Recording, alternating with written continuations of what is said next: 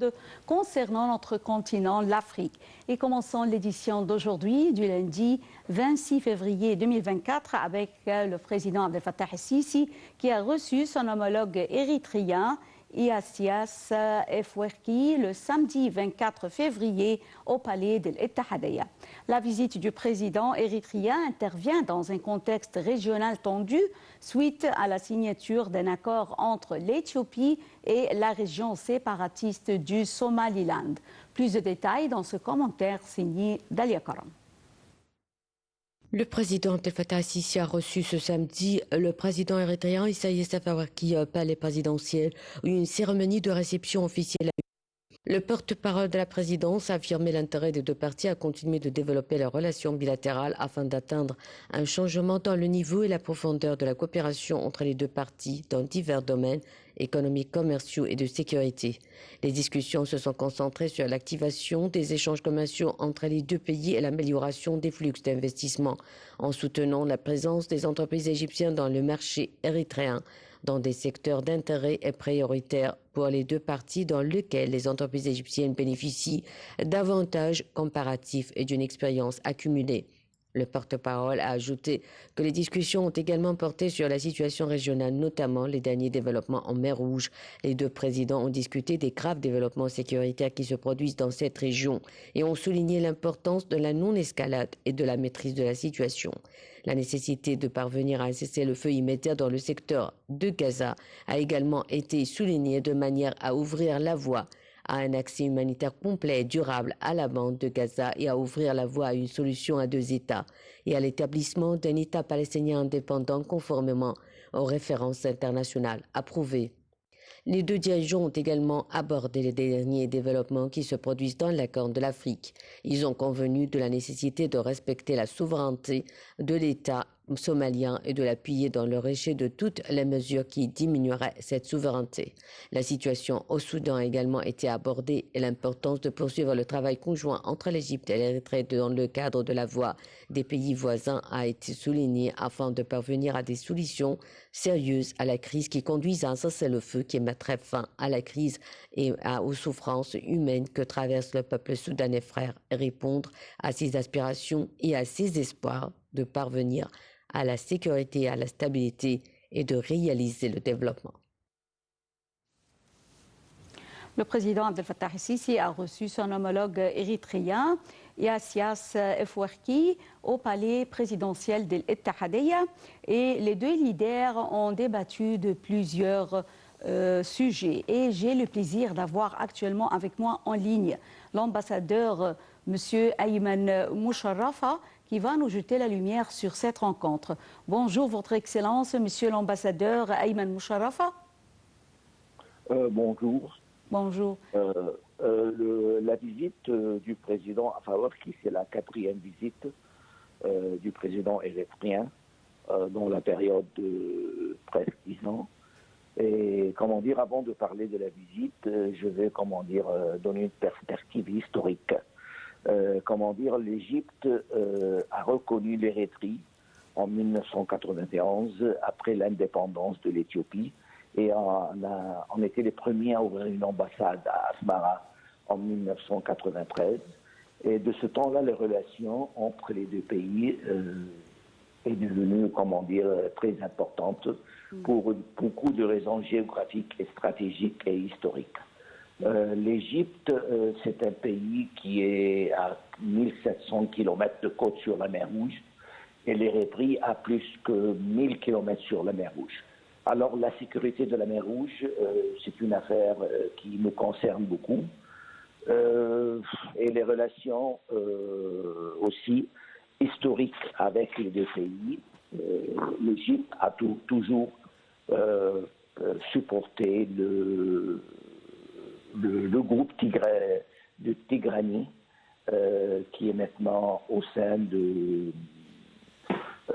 la présidence et le président Afwerki durant leur guerre d'indépendance de l'Éthiopie. Et on a aussi des relations commerciales qui sont très étroites.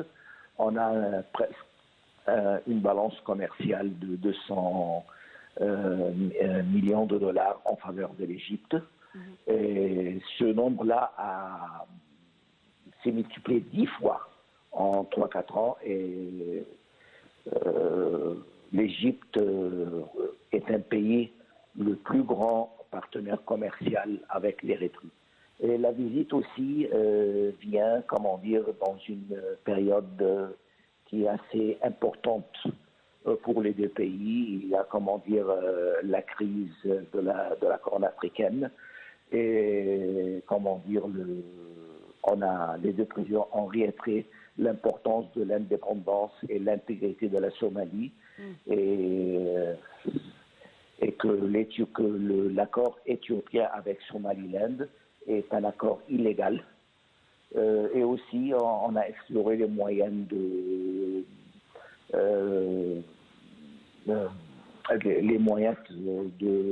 stretcher les relations culturelles, militaires et commerciales.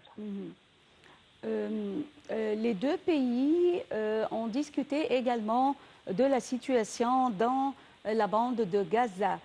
Comment ces deux pays pourraient ensemble même alléger la souffrance des Palestiniens ou même essayer à diminuer l'effet de cette crise à Gaza? Tous les visiteurs de l'Égypte, la situation en bande de Gaza, c'est très important pour nous.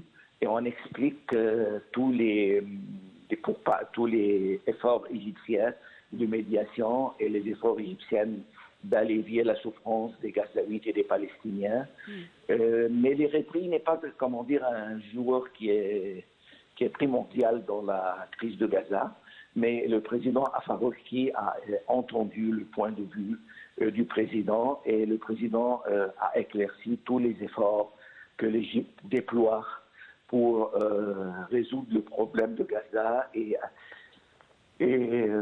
trouver un cessez-le-feu qui va être très important pour acheminer l'aide pour le Palestinien et pour résoudre ce problème-là un point pour tout. Selon vous, Votre Excellence, Monsieur l'ambassadeur Ayman Moucharafa, est-ce que vous voyez que l'Érythrée et l'Égypte pourraient aider à parvenir à des solutions politiques en ce qui concerne la situation au Soudan après 11 mois de conflit? L'Égypte et l'Érythrée sont très importants joueurs dans le problème soudanien parce que l'Érythrée a toujours de longues frontières avec le Soudan et a des relations historiques avec Khartoum. Et l'Égypte et l'Érythrée ont fait des médiations qui sont très importantes et fructueuses pour essayer de trouver une solution entre les deux protagonistes au Soudan et pour trouver une paix durable pour aider les Soudanais à rentrer à leur pays une autre fois et vivre en paix, parce que la déstabilisation du Soudan affecte l'Égypte et l'Érythrée du point de vue qu'il y a un grand nombre de réfugiés qui affluent en Égypte et en Érythrée. Alors la tension au Soudan affecte la souveraineté nationale et l'intérêt de sécurité nationale des deux pays. Comment prévoyez-vous à l'avenir les relations commerciales et économiques entre les deux pays et est-ce qu'ils pourraient réaliser un modèle de complémentarité en Afrique? Oui, comme j'ai dit avant, qu'il y a une balance commerciale qui est presque 200 millions de livres égyptiennes. Et l'Érythrée a un point de vue d'attirer les investisseurs égyptiens dans le marché érythréen, dans plusieurs secteurs, comme le secteur de l'énergie et l'énergie renouvelable et le secteur agroalimentaire. Il y a plusieurs chances d'investir en Érythrée. Et je pense que s'il y a une vraie complémentarité entre l'Érythrée et l'Égypte, ça va devenir un modèle qui est très important pour les autres pays africains. Et l'Érythrée a aussi des chances d'importer et d'exporter des productions de l'Érythrée envers l'Égypte, comme les viandes, comme les produits alimentaires et d'autres produits d'agriculture. Alors, les produits égyptiens vont trouver un grand marché en Érythrée. C'est un pays de 7 millions d'habitants. Oui. Et l'Érythrée peut trouver un marché qui est très important pour leurs produits en Égypte. Je tiens à vous remercier infiniment, Votre Excellence, Monsieur l'ambassadeur Ayman Moucharafa, pour ces explications. Et enchaînons cette édition de notre programme autour du monde avec la CEDEAO. Alors, la CEDEAO a levé les sanctions économiques, commerciales et de voyage même imposées au Niger qui visaient à renverser le coup d'État organisé dans le pays l'année dernière. Plus de détails avec Dalia Kar.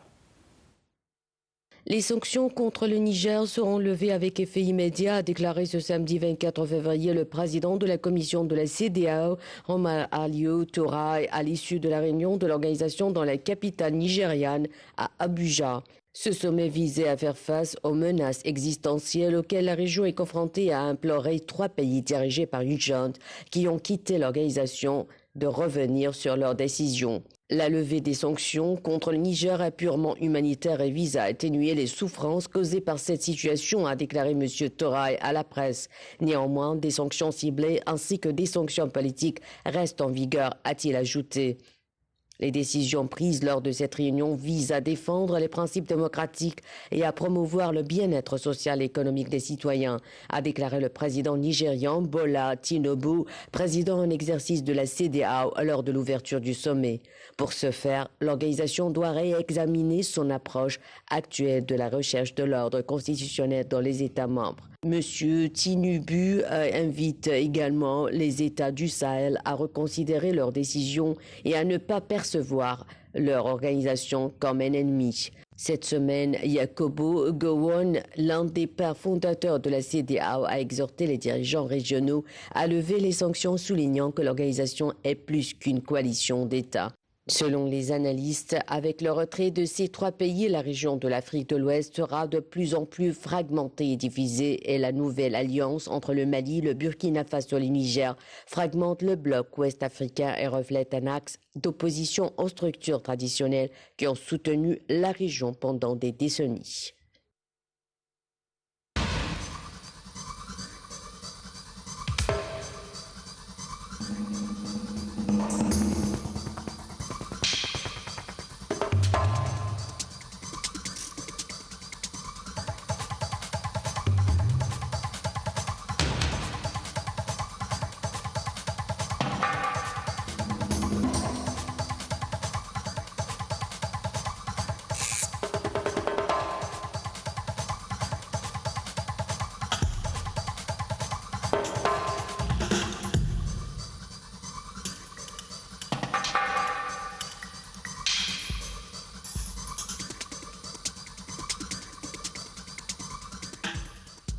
Mesdames et messieurs, nous arrivons à la fin de cette édition de notre programme Autour du monde. Merci pour votre fidélité à Nile TV International. Mais avant de vous quitter, je vous propose ce commentaire pour changer un peu avec une entreprise nigériane qui transforme de vieux nœuds en briques de pavage, en carreaux, en tout ou en plusieurs autres produits. Cette initiative intervient alors que le monde entier lutte pour gérer les déchets plastiques. Les détails avec Shams Nemi. Merci et bonne journée. Alors que le monde lutte pour gérer les déchets plastiques, Free Recycle au Nigeria a la solution.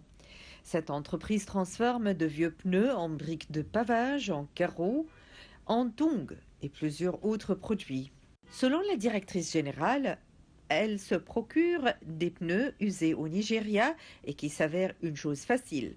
Elle dit « Je pense que si vous marchez 5 minutes ou 10 minutes dans la rue, je vous garantis que vous verrez au moins 10 pneus dans les égouts.